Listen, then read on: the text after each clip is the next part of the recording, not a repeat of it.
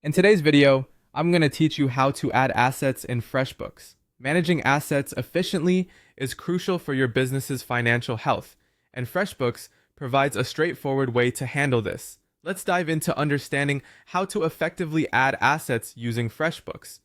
The first thing you need to do when adding an asset in Freshbooks is to create a new asset account in your chart of accounts.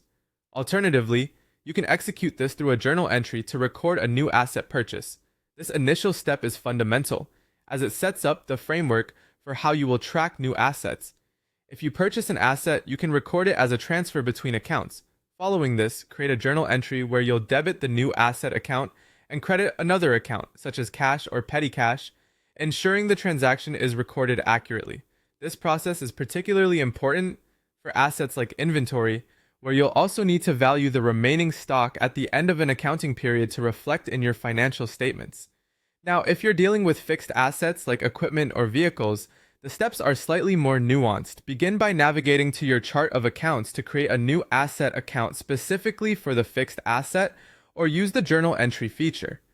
Once done, you'll need to accurately record the purchase of your fixed asset. Find the transaction within your bank account and mark it as a transfer.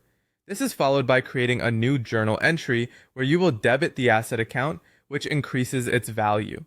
Concurrently, crediting another account, such as where the funds were initially withdrawn, clears the original balance appropriately. For ongoing asset management, calculate the net book value of the asset. This value is derived by subtracting any accumulated depreciation from the asset's original cost.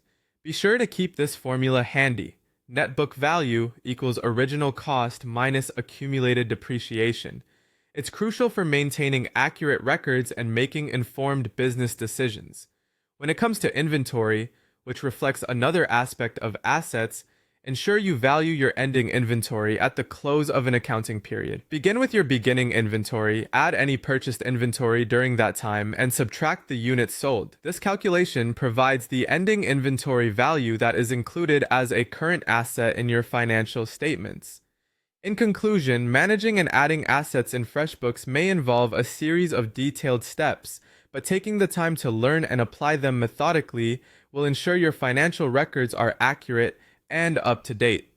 By following these instructions, you'll be able to maintain a clear overview of your assets, safeguard your business's financial agility, and ensure compliance with accounting standards. Thank you for watching, and I hope this guide has equipped you with the necessary tools to manage your business assets effectively in Freshbooks.